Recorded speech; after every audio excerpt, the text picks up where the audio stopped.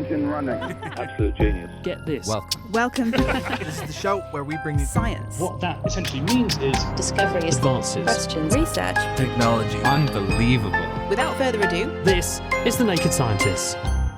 Hello, welcome to The Naked Scientists, the show where we bring you the latest breakthroughs in science, technology and medicine. I'm Chris Smith. Coming up, the latest on the COVID-19 symptoms that now make up the official symptoms list. Why do we prefer some smells over others? It turns out it's got nothing to do with culture. It's all in the shapes of the molecules. And how can sound travel at two different speeds on Mars? We'll hear how. And following the news, we'll be talking about cancer, but not the type you might expect. There are quite a number of examples of cancers spreading. These are all extremely tragic and sad, rare cases, but they can happen from time to time. These are cancers that defy what we understand about biology. They can jump from one animal to another. But how do they do that? And could this ever happen in humans? The Naked Scientists podcast is powered by ukfast.co.uk.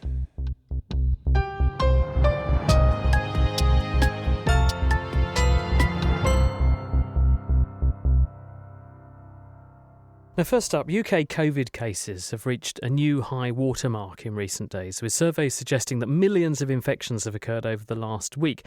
This coincides with the cessation of free testing and the publication of a new list of symptoms that might earmark a case of coronavirus. There are now 9 things on that list. So why this switch, and why now? Tim Spector at King's College London has led the Zoe initiative that's logged COVID symptoms throughout the pandemic. And I caught up with him and began by asking, what is the most likely giveaway that you've got a COVID infection in 2022? Based on your symptoms at the moment, most COVID are presenting with cold-like symptoms. Number 1 being sneezing, runny nose, headaches, fatigue and sore throat. After that, you may have some of these other symptoms which often appear a bit later, which might be a cough, fever, and some distortion of your taste, although unlikely to be loss of smell, plus a whole range of other muscular aches and pains, etc. So at the moment, with COVID levels approaching about 1 in 14 people, it's more likely if you have cold-like symptoms that you have COVID than a cold. That's quite a turnaround from the Holy Trinity that we've been using to diagnose this from the get-go, which was the fever, the cough and the loss of sense of smell and taste. So why the switch all of a sudden? Well, we've been lobbying the government probably for 18 months now to change the list, and they have steadfastly refused, although this evidence has been building up over 18 months, and most other countries in the world have changed over a year ago. My belief is that the government did this to stop complaints that they couldn't meet demand with their free testing. And that's why on the 1st of April, when they abolished free testing, they came out with this new expanded list of symptoms in line with virtually every other country in the world. What sort of impact is this going to have then? Well, it depends how widely it's used and promoted by the government. I think the key here is about employers. And I think that's where it is going to have an effect, which coincides with the government stopping payments for sick pay for COVID and has led to this rather muddled guidance. Yeah, indeed. I mean, I found this as an infection control doctor. I found this somewhat confusing, where the message appears to be, if you can get out of bed and get out the door, you can go to work. Does it not say the same thing to you? It does. The only exception is if you've got a proven fever. Which is what, I remember as a kid at school, desperately hoping I had a fever so I didn't have to go to school. It's completely contradictory to say there is this list of symptoms, but then in the guidance for going to work, essentially says if you've got a runny nose, a sore throat, and you're sneezing all over the place, if you feel well enough to go to work, go there and sneeze all over your colleagues, or sneeze on the tube. And nowhere does it say do as much as possible to mitigate spreading it to 100 people. Do you think it, in the grand scheme of things, is actually going to make much of a difference, though, if we assume that COVID has turned into a much more mild illness? Because talking to some of the infection control nurses at the hospital I work at, they were saying that they've got people routinely in their 90s who are being picked up by screening, completely asymptomatic. What a turnaround from sort of 2 years ago, and that actually we are in danger of paralysing systems because we are trying to control the uncontrollable, and perhaps the approach of accepting that now we have done our best to minimise the threats, and the threats are low, that now it is time to regard this more as a cold rather than COVID.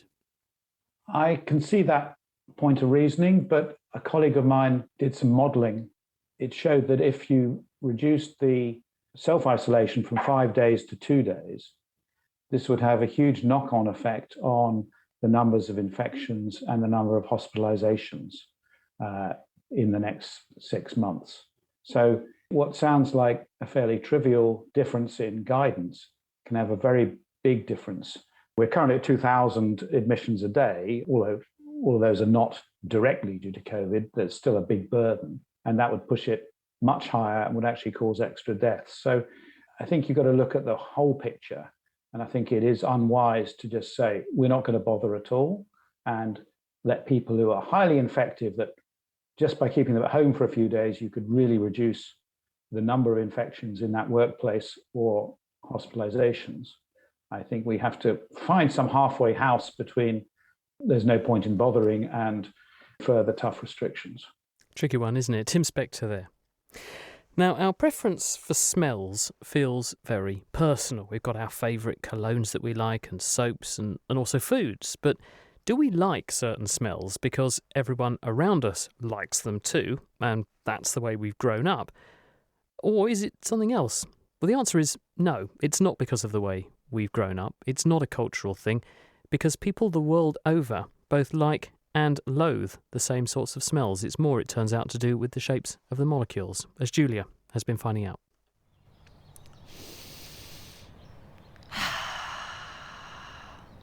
There's nothing like the smell of spring, is there?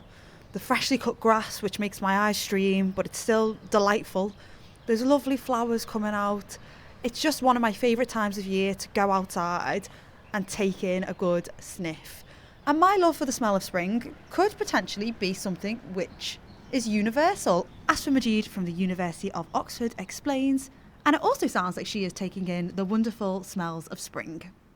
Smell studies, like most psychology studies really, or medical studies more broadly, typically focus on Western participants, usually living in big cities, usually near universities, usually in the middle classes. When we're making theories about how things work, we hope to be making claims about the whole of the human population. So you really want to be testing people from diverse outputs, especially if we want to try and untangle whether it's culture that, for example, causes our preferences for smells, or just individual preferences, or biology. Which communities did you study? We tried to get people with very different lifestyles. So we tested different hunter-gatherer communities. And then we had some small-scale farmers in Ecuador, for example. And then people that live in big cities in Mexico and Thailand. So we're trying to take people with very different sorts of experiences. When ranking these different smells, what came out on top and what was the least liked smell?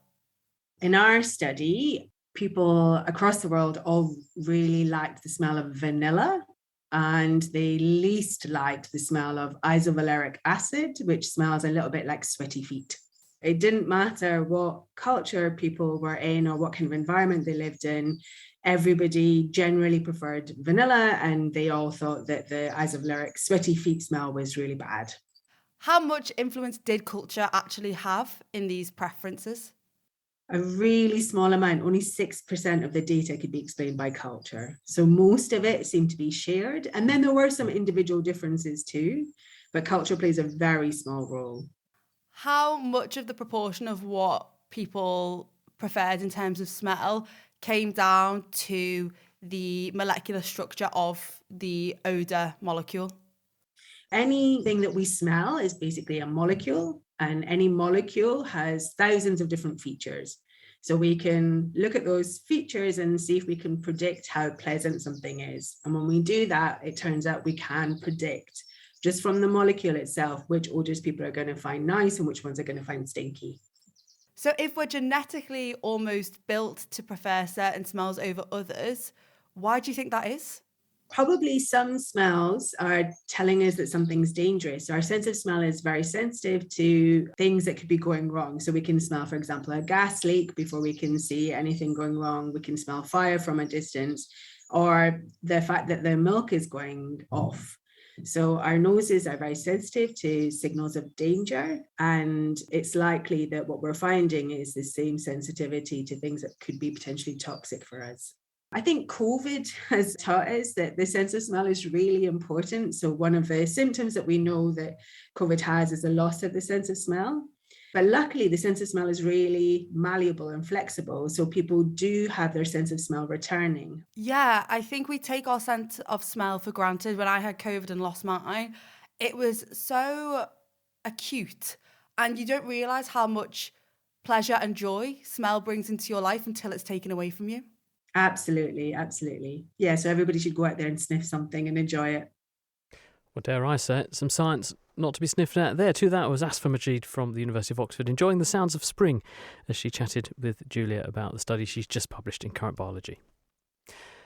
Now, are bacteria aiding and abetting the spread of cancer? That's the conclusion of a new study this week from scientists at Westlake University in China, where they found that tumours pick up bacteria from the bloodstream and take them inside their cells, where they somehow boost the strength of those cancer cells so they can better withstand travelling through the bloodstream to create secondary tumours elsewhere in the body. Eric Rahman is a cancer biologist at Cancer Research UK. Now, he wasn't involved in this study, but he works in the same general area. And I asked him to take a look at the results for us. A couple of years ago, some major papers have come out demonstrating that in human tumors, we see bacteria actually within the cells and that they're having some sort of contribution to tumor development. What this particular group out of Wakefield has demonstrated, not only are bacteria cells present, they help to support the dissemination or trafficking of cells from the primary tumor throughout the body in the process that we call metastasis. How did they do it? How did they show that A, the microbes are there, and B, that they're making an active contribution to making the cancer spread? They used some really cool mouse models of mammary tumor development and coupled that with some microscopy. And through genetic labeling of bacterial strains, basically their fluorescent protein or color, so you can follow where the bacterial strains go within the tumor, they can see these green labeled bacterial strains within the primary tumor cells. And they can see that these green bacteria are retained within the primary tumor cells when they leave their site, traffic in the peripheral blood, and then seed at a distant organ. So what this group has been able to uncover is that different strains of bacteria have different profound impacts on the ability of cells to travel or spread throughout the body. And what if you remove those bacteria, the tumour spreads less well or is less likely to take up residence at a distant site in the body? Yeah, that's right. So through a number of different combinations of antibiotic treatments, they were able to selectively kill the bacteria within the tumor cells themselves. And when they did this, they identified that certain strains that were obliterated reduced the ability of the cancer cells to seed and create metastases. Where do these microbes come from in the first place? How do they get into the cancer to start with? Our bodies are composed of large, diverse microbiome phyla, most well characterized within the colorectal intestinal tissues. And through many years of research, we've seen that many of our other organs also have this relationship with bacterial strains within our body that are normally there. So these are normal residents. I think a big question out there is, how do the bacteria that are in the surrounding environment actually get into the cell itself? And there's a number of bits of research understanding this, but I think we're really just getting at the surface of this process of this, in a way, I guess, symbiotic relationship of the bacteria going intracellularly to the cancer cells and promoting their survival. And what do those microbes do so that when the cancer cells do break away from the primary tumour where the disease begins and start to travel around the body, they are more likely to spread somewhere else? What's the role of the microbes in that happening? Yeah, this is where this particular study, I thought, really sparked my interest here. What they're able to demonstrate is that when the microbiome occur intracellularly, that makes them more healthy. One example that they looked at is shear stress. So imagine fluid is flowing through our peripheral veins and arteries, and that's really harsh conditions on cells and their cell membranes. So if you're not in the right structure or formation, you will die. They've demonstrated that the microbiome helps to reprogram the cell to survive these conditions. How do we use this knowledge then? What I think is really beneficial from this study that's coming out is that we need to start looking at how we treat metastatic cancer differently than we are currently. We should start considering how to target these different strains. And it's not just what's happening at the cellular genetic level, but other contributing factors as well. Eric Rahman taking a look at that new study that's just out in the journal Cell. From baffling British weather, the sideways spines of the vertebrae coming off here, to looking at a cheetah from the inside out, games making their way to the clinic, and what to eat in your garden. The Naked Scientists In Short podcasts bring you a top-up of short, compelling science stories. Listen and download for free at nakedscientist.com/short or subscribe to Naked Specials wherever you get your podcasts.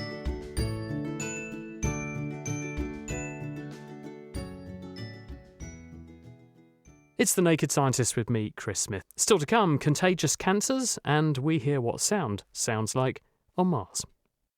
Now, on April the 4th, the Intergovernmental Panel on Climate Change, or IPCC, published the third part of its comprehensive review of climate science. Inside, it argues that stabilising the climate will require fast action and emissions must peak by 2025 for the world to have any chance of meeting the goals that were agreed previously in Paris. Well, here to tell us a bit more is environmental scientist Jo House. She's from the University of Bristol. Jo, what are the main conclusions and recommendations in the report this time? This report looks specifically at climate action, what we can do, and in fact what needs to happen in order for us to limit the worst of climate change. And it finds that we really need to much more rapidly look at bringing down our greenhouse gas emissions. They need to peak by 2025 and to be reduced by about half by about 2030 if we are going to keep warming to less than 1.5 degrees and definitely within 2 degrees. This sounds like we're running over the same old ground again, though. As someone who's a climate scientist for 30 years, we've been saying this a long time. But what we're seeing now with this series of reports that have come out, the science is really clear that climate change is anthropogenic. The report that came out about a month ago was about the severe impacts that already are being experienced throughout the world and that will only get worse.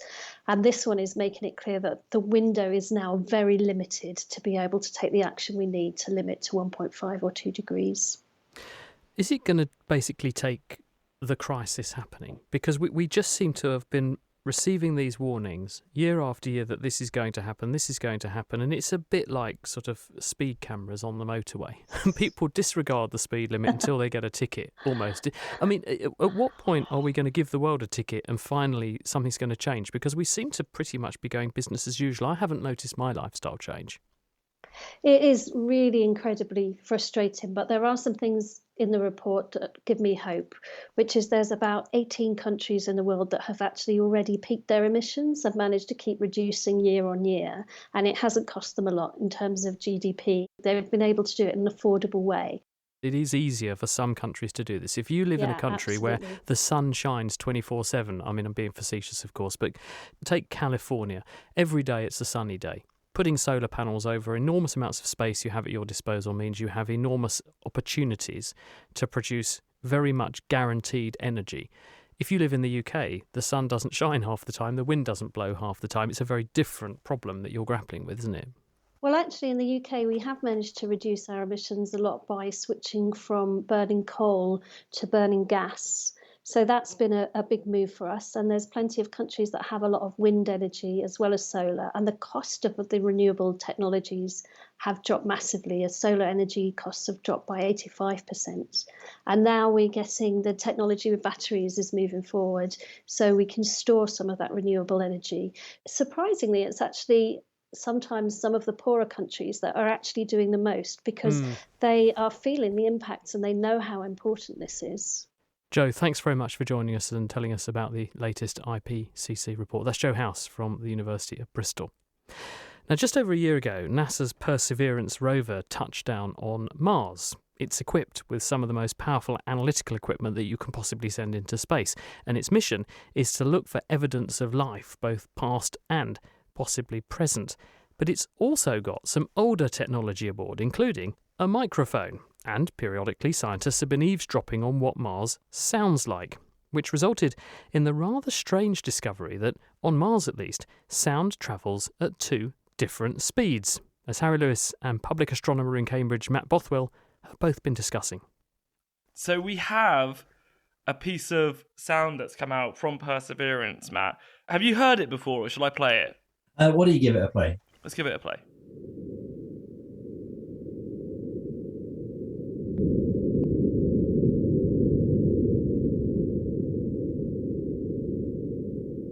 What we seem to have, it sounds like someone standing outside in a field on a rather windy day with not much else going around. It's very low frequencies that we're hearing there, isn't it? That's right. Well, it sounds like someone standing in a field recording in a wind, because in a way that's what it is. It's a wind on a different planet, but at the end of the day, we're picking up a wind.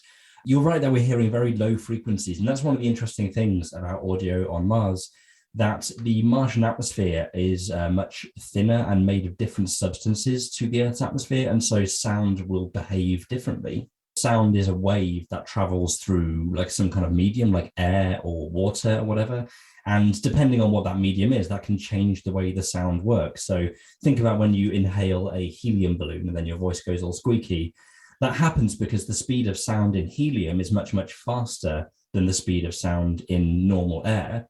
I suppose that's the same with something like water, right? There's a speed difference between water and air. Exactly, yeah. And so in physics, the speed of a wave is the frequency of the wave times the wavelength.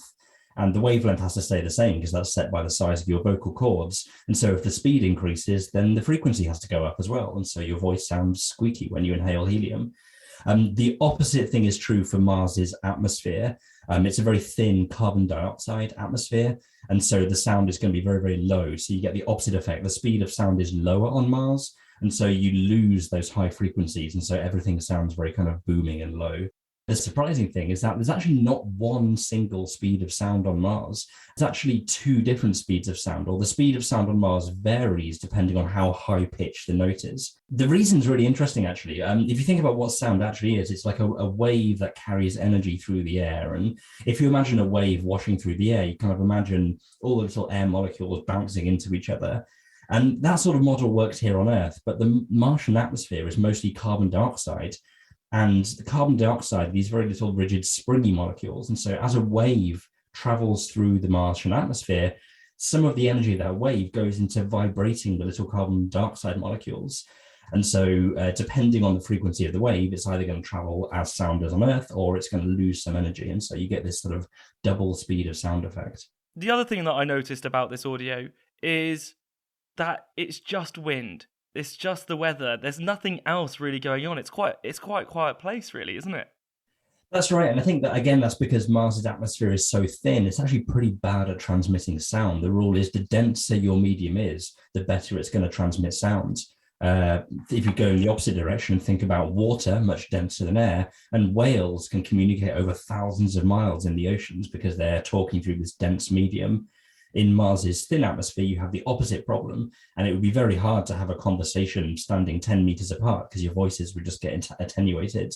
And so any distant sounds on Mars, like rocks moving around or whatever, the sound just disappears into the thin air. Well, you know, as the old saying goes, in space no one can hear you scream. Well, sounds like that almost applies to Mars as well. You were listening to Matt Bothwell and Harry Lewis talking about that observation that sounds of different frequencies bizarrely move at different speeds on Mars. Much has changed for business owners, managers, and staff recently. But with over 30 years' experience in telecommunications, award-winning independent company Spitfire have the expertise to make sure you stay ahead and can keep on innovating. Whether it's connectivity, MPLS networks, firewalls, or phone systems, Spitfire can help. To find out more, go to spitfire.co.uk. That's spitfire.co.uk. Spitfire, telecoms and IP engineering solutions for business since 1988. Music in the programme is sponsored by Epidemic Sound, perfect music for audio and video productions. You're listening to The Naked Scientist with me, Chris Smith, and in this half of the programme we're going to be talking about cancers that can spread not just within a body, but from one individual to another. Now, cancers are made from a person's own cells going rogue. If a cell acquires the right combinations of mutations or changes in its genetic code, it can divide uncontrollably and lead to the formation of a tumour. As these cells contain a unique individual's DNA, if they end up in another individual's body, it should sound the immune alarm, just like an incompatible organ transplant. They should be recognised as foreign and destroyed. Now, some viruses, which are of course also infectious, like the human papillomavirus or HPV, can also cause cancer, but this is because they can trigger changes in a cell's genetic code that leads to tumour formation. And in these sorts of cases, the virus is infectious rather than the cancer itself. In the very rare instances of contagious cancers, though, it's the cancer cells themselves that are passing from one individual to another. And that's exactly what we're going to be exploring this week. To emphasise, these cancers haven't been observed naturally yet in humans, but they have been spotted in other animals. And one animal that's experiencing a rare cancer outbreak are Australia's Tasmanian devils. This disease, which only appeared for the first time in recent decades, has pushed the species to the brink of extinction.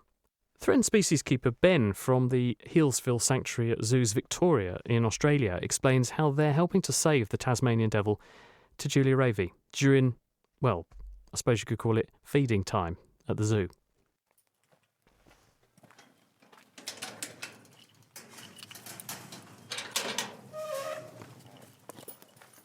So today we're going to feed some of our Tassie devils. All of our food is labelled with little tags so we know whose food is whose, because everyone has a little bit different weights. So we're doing a scatter feed here, so we throw food throughout their habitat.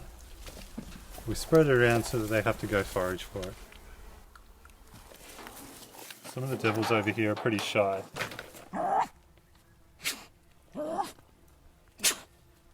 Tasmanian devils don't really truly follow their name, and they're actually very timid by nature.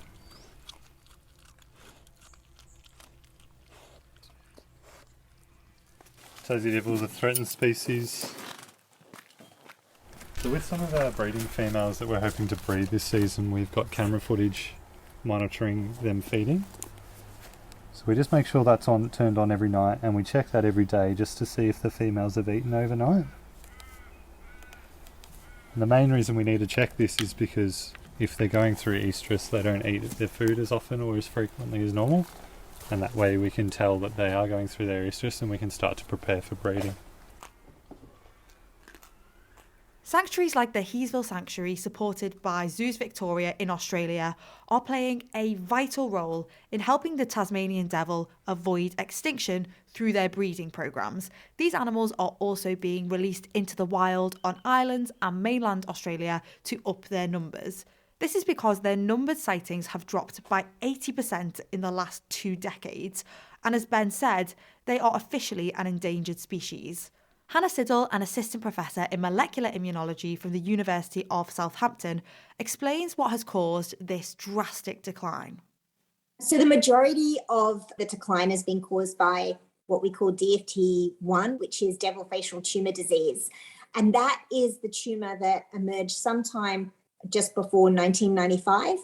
We do now have a second contagious cancer in the Tasmanian devil population termed DFT2.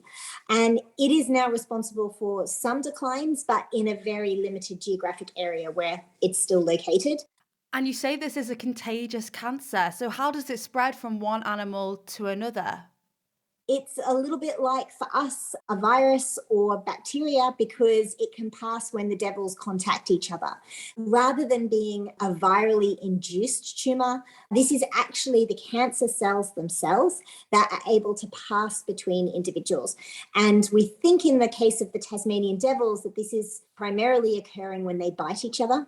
which unfortunately they do tend to do when they're fighting and in the mating season as well. Our best evidence at the moment is that these cells are actually grafting into the next devil when this biting behavior occurs. And once these tumor cells then seed into the next individual, they grow and establish and make a new tumor, which can then be passed on to the next individual. That's rare, isn't it? Because cancer is made up of a unique individual's cells that have gone rogue in a way. So what is it, do you think, that makes this cancer able to transmit in a population? We think that these tumours are taking advantage of the fact that although genetic diversity is not so low that these animals are clonal or exactly the same, they do have a lower level of genetic diversity than in populations that have more healthy numbers. We do think that these tumours may be taking advantage of this fact, and that may be allowing them to initially start to spread between a few individuals. After that, though, the idea that there is not enough genetic diversity in the population, and so this is allowing the tumour to take hold, that idea breaks down a little bit because we do have some genetic diversity and enough genetic diversity in the population to stop the tumour spreading. But tumours are very good at acquiring new mutations, and they adapt, of course, they adapt to their environment. And so they will acquire adaptations that are then helping them to then passage between individuals.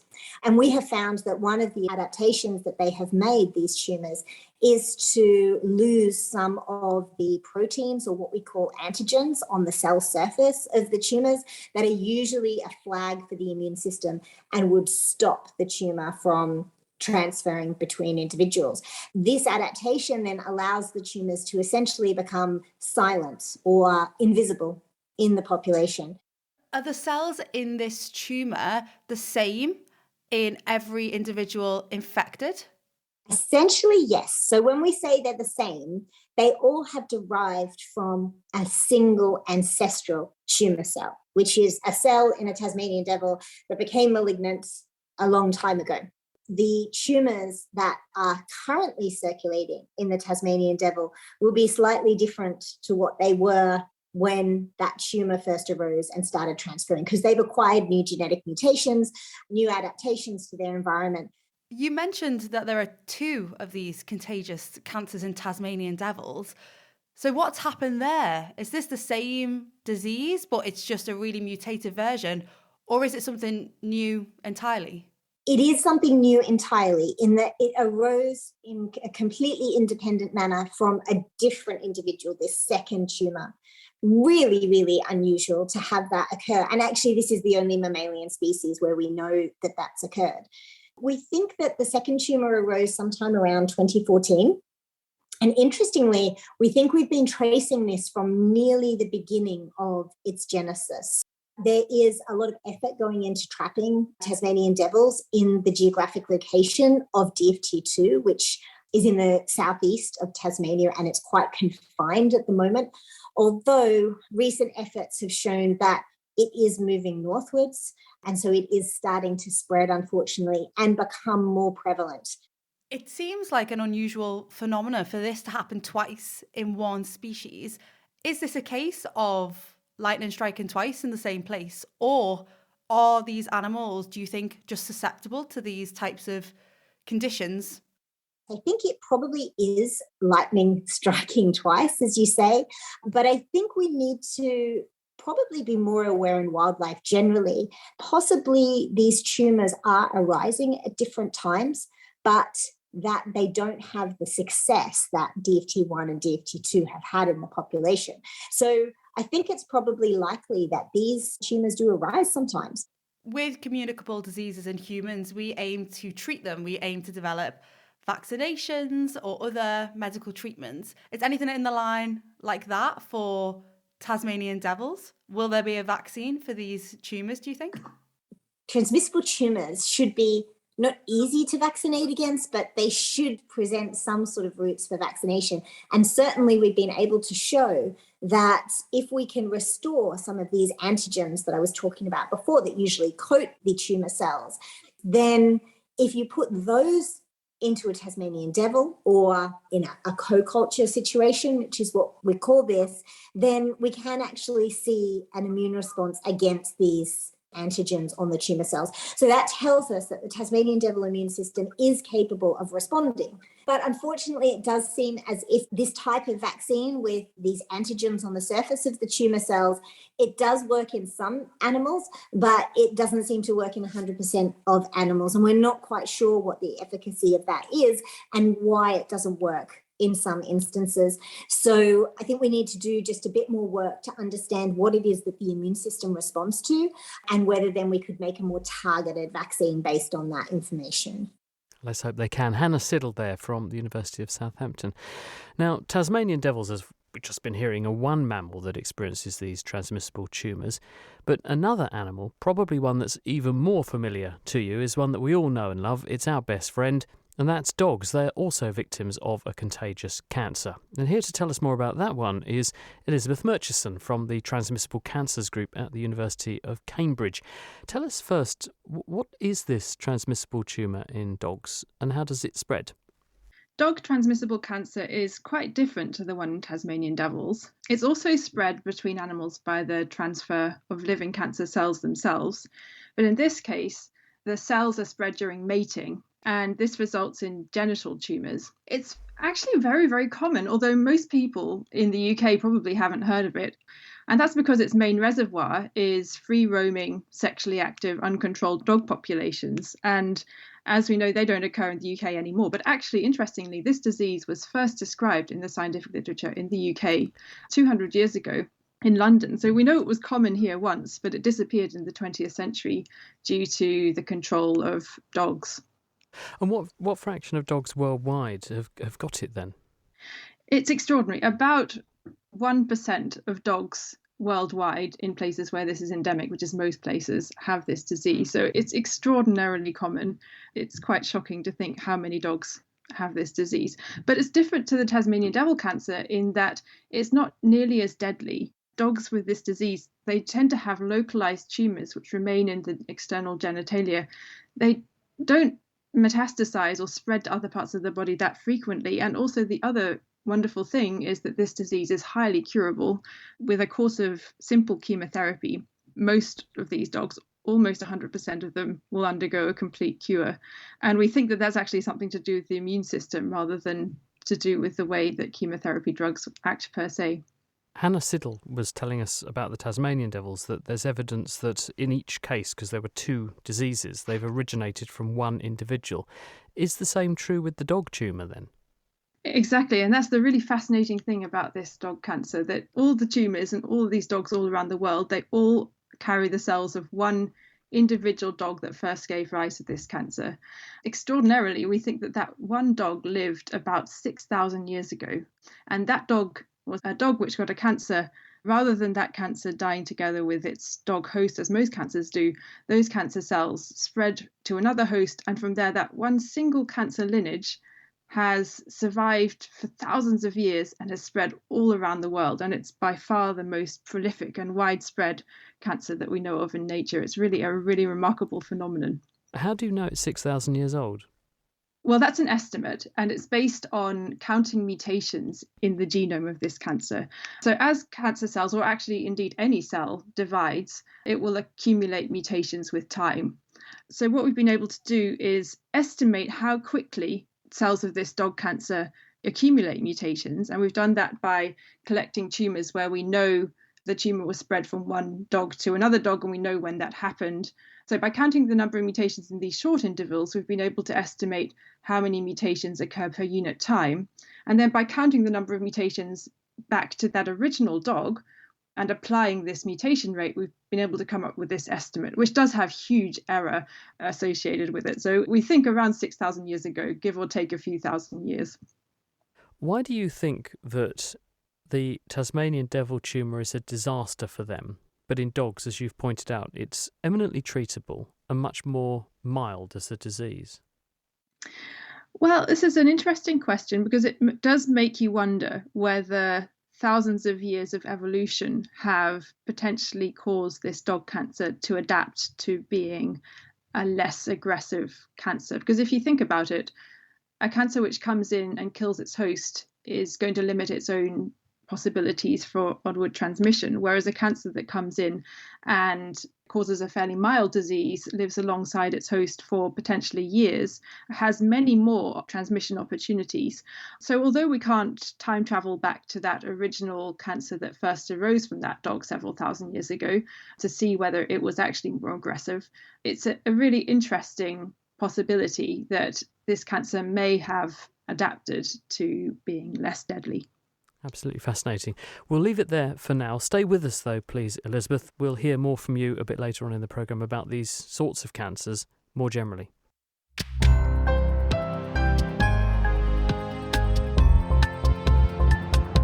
You're listening to The Naked Scientists with me, Chris Smith.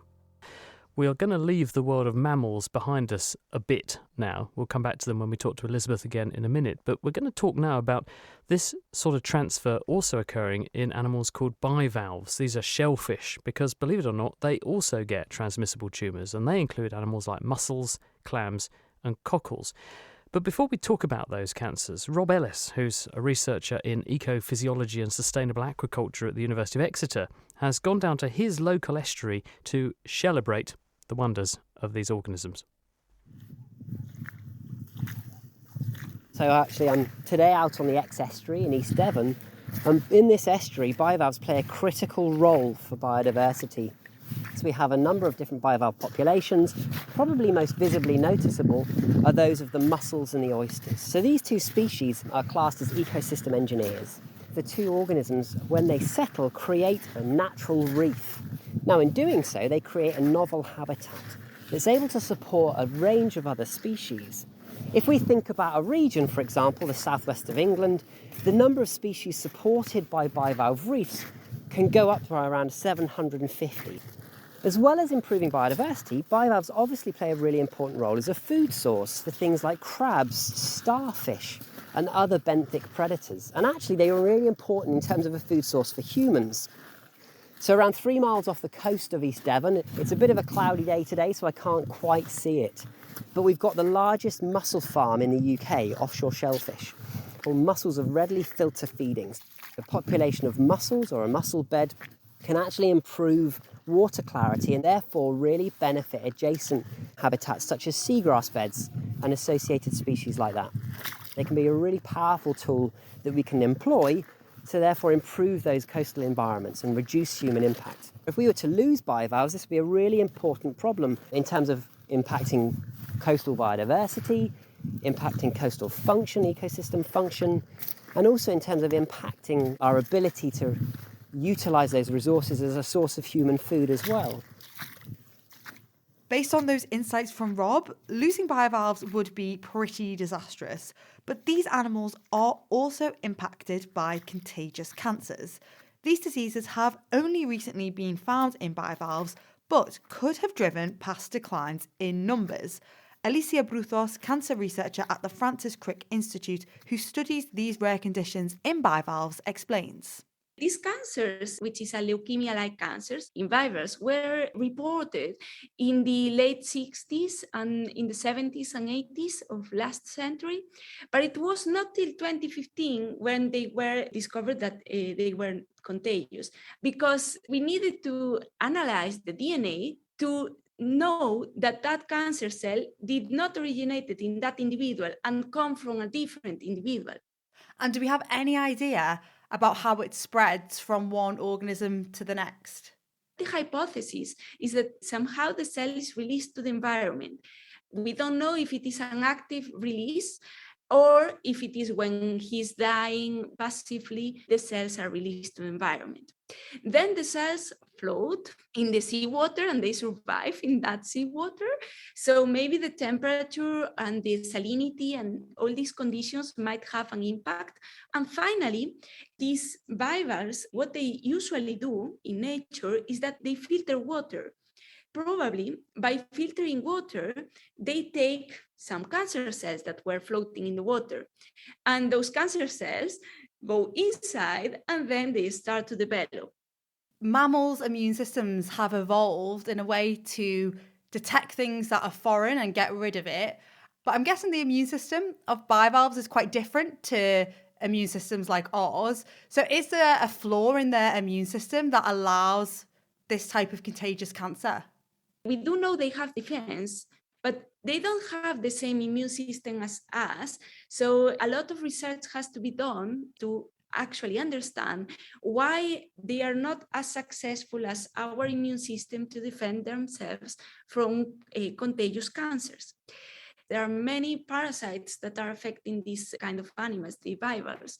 So a lot of research is being done to try to understand why is this happening? I mean, why is not the immune system of these animals fighting against all these parasites and, of course, as well, the contagious cancers? You said that these cells appear to float in the water, passing from one organism into the other. How far do we think these cells can travel? Earlier this year, it was published that a cancer, the same cancer, was found in some clams in the Atlantic coast of Spain and also in the Mediterranean coast of Spain. And those two places are located more than 1,000 miles away. So how is this possible? Was the cancer cell, able to float and travel that far? We are not sure. We also have to consider that maybe human activity played a role in moving that cancer from the Atlantic coast to the Mediterranean coast. But for instance, in mussels, in another type of contagious cancer, it has been found in Chile, South America, North America, in Europe, and even in Russia. But in the case of mussels attach to the boats, and boats travel long distances. So by moving the mussels from one area to another, that is probably how this contagious cancer was arriving to so many places in the world. But yeah, in the case of the clams that usually live buried in the sand, so they don't attach to the boats, it's a very interesting question as well. And with these cancers, are they restricted to an individual species, in the sense of if a cancer arises in one species, does it stay within that species because they're genetically similar, or can it sort of jump the species barrier and move into another? For most of them, it is how you describe it. So the cancer arises in an animal and it spreads to other individuals of the same species. But surprisingly, there are several cases in bivalves where the cancer arose in one bivalve species, and nowadays it is found in other species. By reading the DNA, you are able to study the history of that cancer. We found a cancer in the Wartivinus clam, which is a clam that lives in both the Mediterranean and the Atlantic coast of Spain. By studying the DNA, we find out that the cancer cell did not arise in the Wartivinus clam, but arose in a different species, which was called the striped Venus clam. And another case of cancer that crossed that species barrier is the mussels. And this one is very interesting because it has gone not only for Mytilus trossulus, it is also infecting 3 extra additional species. That is like the master of cancer. So it seems like we have these cancers that can not only spread from organism to organism, but they can spread potentially from species to maybe different species, and then also can potentially travel in some way we don't know and spread from population to population. So what would this mean if these types of cancers impacted lots of bivalve populations? What would be the impact of that? We should be very careful with our economic activities when moving animals from one place to another, and not only animals, even with the seawater. We should now think on cancer like a parasite. In the case of contagious cancer, it does behave as a parasite, and try to track at least these movements so we don't put the disease into a disease-free area.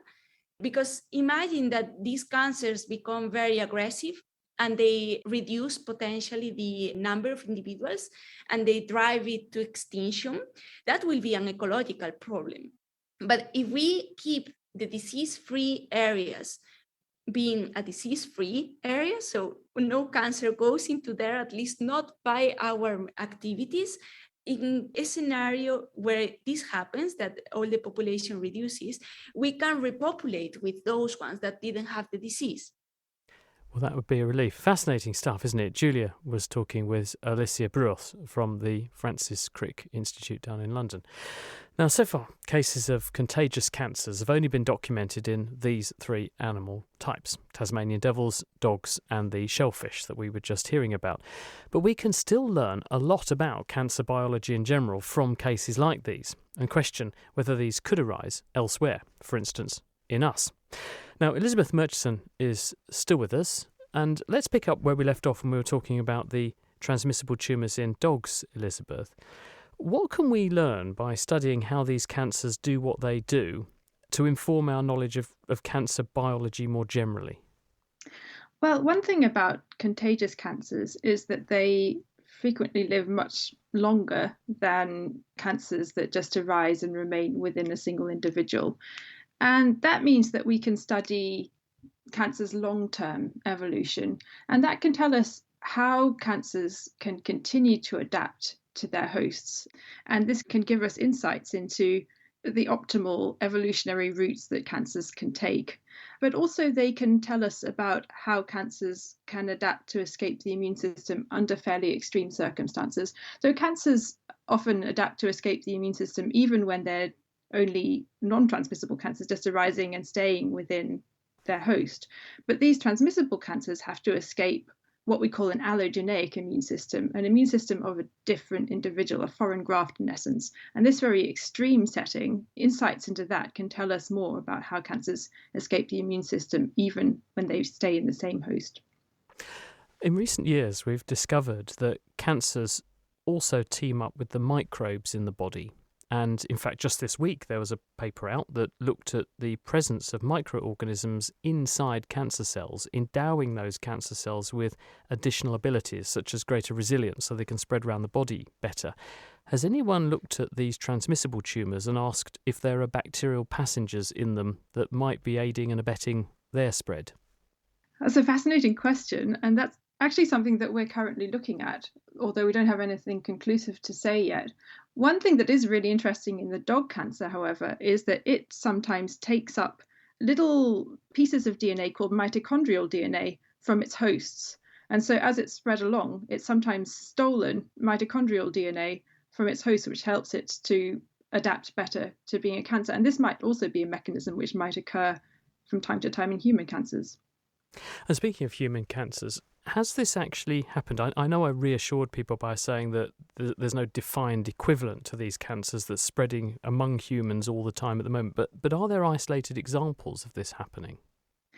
Yeah, there are quite a number of examples of cancers spreading between two people or between small groups of people, and these usually occur in three different types of settings. So first of all, there are kind of accidents, such as surgical accidents, for instance. And there's one very terrifying case of a surgeon who was operating on a cancer patient and accidentally cut himself on the hand. And then several months later, he discovered a cancer in his hand, the surgical injury site, and it turned out to be the cells of the patient, although he was cured. And then there are organ transplants. So when organ transplants are performed, there are very stringent screening processes in place to prevent accidental transfer of cancer cells. But unfortunately, this has happened from time to time, and cancers have then manifested in the organ recipient. And then the final case is during pregnancy, and this is usually a cancer from a pregnant mother can spread to the fetus. This is extraordinarily rare and usually involves leukemia or lymphoma. These are all extremely tragic and sad, rare cases, but they can happen from time to time. I wanted to touch on that point you raised about pregnancy because, of course, that is the body tolerating the invasive growth of tissue which is genetically incompatible to it. The baby is genetically different from mum. So is there evidence that these transmissible cancers in the animals that get them are actually exploiting that mechanism that is a necessity of the way we reproduce?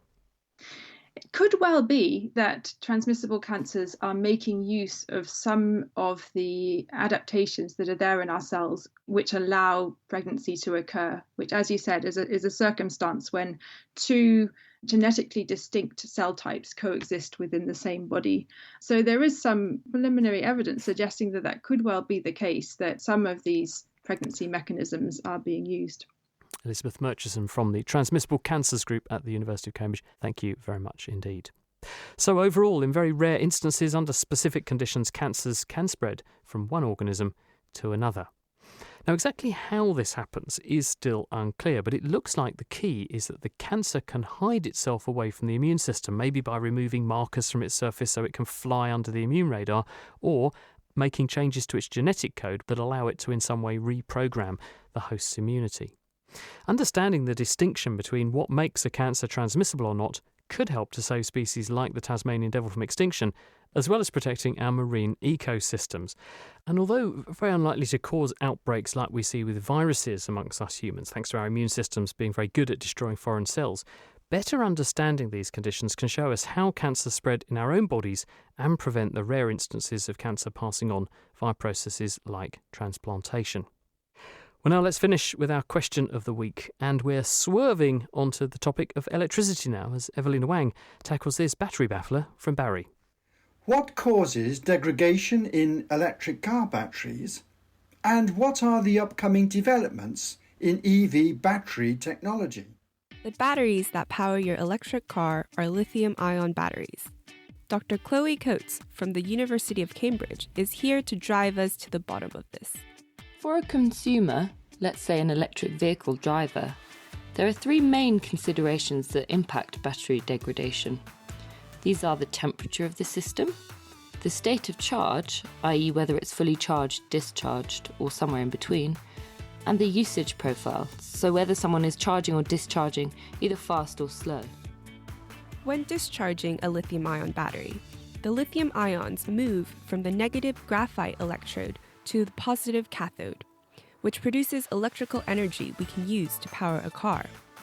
On charge, the lithium ions are moved in the opposite direction. Both electrodes undergo large volume changes as the lithium is inserted or removed, which can induce stresses to the particles and lead to cracking. The graphite anodes are affected by what is known as lithium plating. At low temperatures or at fast rates, the lithium can't intercalate into the graphite layers fast enough, and so lithium metal accumulates at the surface. In extreme cases, the lithium cannot play evenly on the surface and instead forms dendrites, which can short-circuit the cell, and this represents a major safety hazard. Another component of the lithium-ion battery is the liquid electrolyte, which conducts the lithium ions in between the graphite and the cathode. The molecules that make up the electrolyte can decompose at high voltages on cycling. This can cause surface layers that can increase the resistance in the battery. The degradation mechanisms discussed here are only a sample of the reactions that can occur in a battery. The interplay between the different mechanisms and how it is affected by the order in which they occur remains an important question. So how do we improve on this? In most cases, moderation is key. Perhaps more unexpectedly, more degradation occurs at high or low states of charge. So ideally, you would want your car to charge extremely slowly and always keep it about halfway charged. So what's next in battery technology? Research into the specific conditions and reactions that cause degradation will continue to help improve current lithium-ion batteries. There is also ongoing research into solid electrolytes or moving beyond lithium ions. However, many of these technologies need further study. Well, now you know, and next time we're going to be trying to answer this question from Tibor. Does potential energy have any mass? If I were to charge a phone battery, would it become heavier? Well, I take my phone everywhere with me, so should I wait till the battery is a bit lower to prevent having to carry that extra weight? We'll find out in our next Question of the Week instalment. And if you've, of course, got a question or a query or even the answer, why not send it in to chris@thenakedscientist.com and we'll take a look. And there we're going to end it for this week, but do join us at the same time next week when we have a special Easter extravaganza with talk of stargazing, Greek, Formula One and some of the biggest controversies in science media. The Naked Scientist comes to you from the University of Cambridge's Institute of Continuing Education. It's supported by Rolls-Royce. I'm Chris Smith. Thanks for listening. And until next time, goodbye.